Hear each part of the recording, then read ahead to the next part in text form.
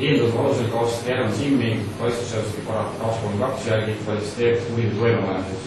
See on Eesti Vabariigi kodaniku poolt välismaalasele ja välisriigi ülesande tegutseva isiku abistamise eest Eesti Vabariigi iseseisvuse sõltumatuse vastamata vägivalda tegevusest, riigisaladuse, kus alustatud välistajate kogumisest selle edastamise eesmärgid ja selle edastamise välismaalasele ja välisriigi ülesande tegutseva isikule.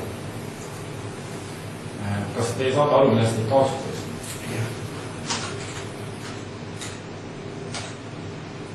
Kas olete toimanud kuriteo, millest neid kaotatakse? Jah.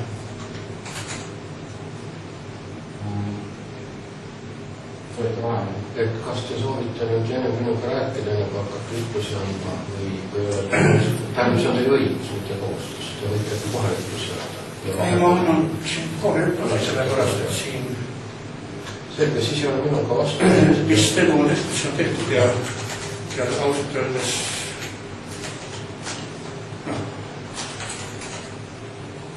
tuleb vastu. Kas te olete töötanud välisriigi eriteenistuse jaoks? Jah.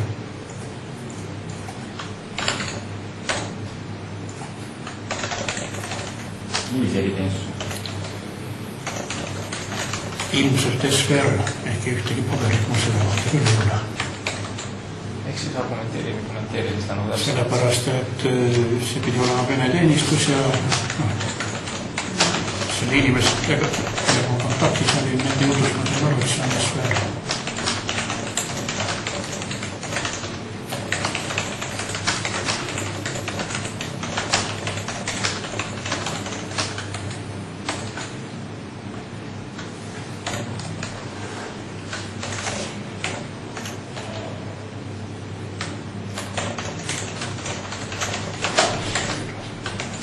Milline teenistus SVR on?